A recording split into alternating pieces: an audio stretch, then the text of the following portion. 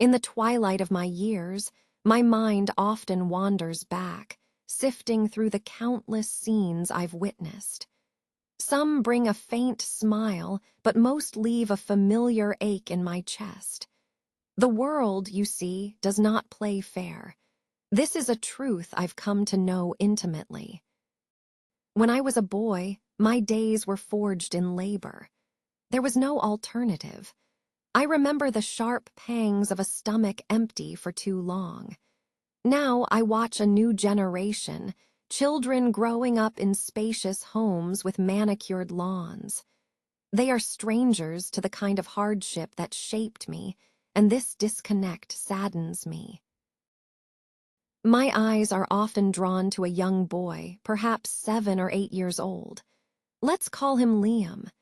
Every day I see him, his small frame burdened with crates far too heavy for a boy his age. His playground is the dusty street. His toys are the tools of his work. His parents, trapped in poverty, have no choice but to let him work. Then there is another child, a girl of the same age. We'll call her Sophia. Her reality is a universe away. She wakes in a soft, warm bed, eats breakfast in a kitchen gleaming with modern appliances, and wears clothes that are always clean and new. She has everything a child could wish for, while Liam, just across the street, has nothing. This is the great imbalance that troubles my soul. I think of Liam, his face perpetually etched with exhaustion. I've never seen him truly smile, not the carefree, joyous smile of a child. But Sophia has never known the gnawing pain of hunger or the deep, bone-weary ache of a day spent in hard labor. I constantly ask myself why. Why are some born into a world of endless sunshine while others are born into a perpetual storm? Liam deserves so much more. He deserves the simple right to be a child, to laugh, to play, to be happy. But life has dealt him a cruel hand, and it's a hand he will likely have to play for the rest of his days. The world is a tapestry woven with threads of unfairness. People are born into vastly different circumstances. Some are cradled by loving families, while others are left to fend for themselves. Why can't there be equality? Why can't every child be given the same starting line? I know the world is harsh. I've felt its cold indifference, but I will never stop asking why. I recall a specific encounter with a boy much like Liam years ago. He was about 10, his clothes tattered and his shoes falling apart, yet his eyes held a flicker of hope. He sold newspapers at a street corner, his voice a low monotone, never a smile on his face. Day after day, I saw the weariness settle deeper into his young features. He worked because his family needed every penny. One afternoon, I bought a paper and asked him why he worked so relentlessly. He looked at me, and for a moment, the hope in his eyes was eclipsed by a profound sadness. "I have to help my family," he said, his voice barely a whisper. "My father is sick, and my mother can't find a steady job." He didn't shed a tear, but I could feel the weight of his world in that simple statement. He was a child carrying the burdens of an adult. Directly across that street stood a grand house, home to a wealthy family. Their children, dressed in school uniforms, would play in their lush yard, their laughter echoing in the air. They never worked. They never knew a day of hunger. They had everything, while the boy on the corner toiled for their spare change. This is the stark machinery of our world. I tried to talk to the boy again, asking if he was happy. He just shook his head slowly. "I can't be happy," he replied. "I have to work." My heart broke for him. He deserved a life free from worry, free from pain, but that was a luxury he couldn't afford. I saw my own struggles mirrored in his young eyes, and I saw the comfortable ignorance of the rich children. They lived in a bubble of comfort, while he lived in a world of constant struggle. I wanted to tell him things could get better, but I knew it would be a hollow promise. Life doesn't often change its course. Some are born with everything, others with nothing.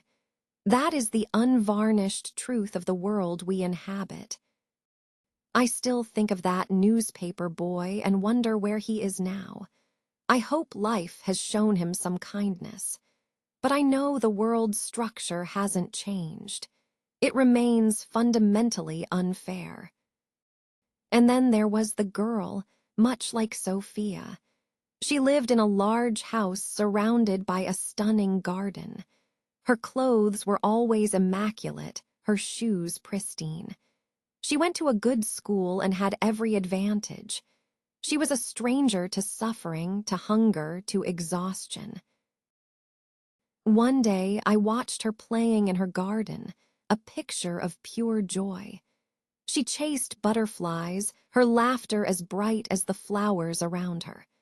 Her parents were wealthy, living a life of ease.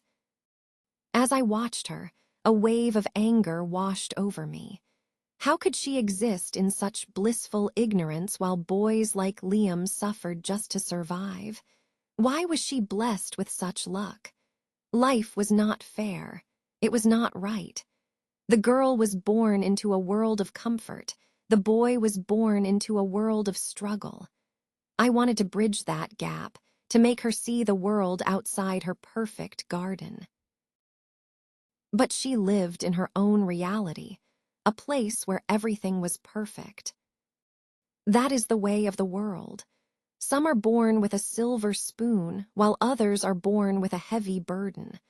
I often see Liam again, his small hands calloused and cut, his back bent under a heavy load. He is a child with the body and burdens of a man. He works without complaint, without stopping, simply because he must. How does he find the strength to continue, day after day?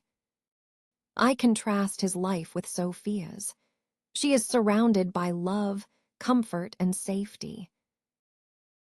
Liam has none of these. His world is one of relentless work and a constant fight for survival. The world doesn't see Liam. It doesn't see the millions of children forced into labor. It favors the wealthy, the fortunate, the strong. It turns a blind eye to those who suffer. I wonder about Liam's future. Will he ever get to rest? Will he ever experience the simple joy of being a child? Or is he forever trapped in this cycle, his childhood a dream he was never allowed to have? This is the sad reality for so many. Liam's life will never resemble Sophia's. He will never know her comfort or her happiness, and that is what shatters my heart. The world is so deeply unfair. At night, I sit alone and think of all the children like Liam, who wake up not to the promise of a new day, but to another round of grueling work. They are too tired to dream, too worried to play.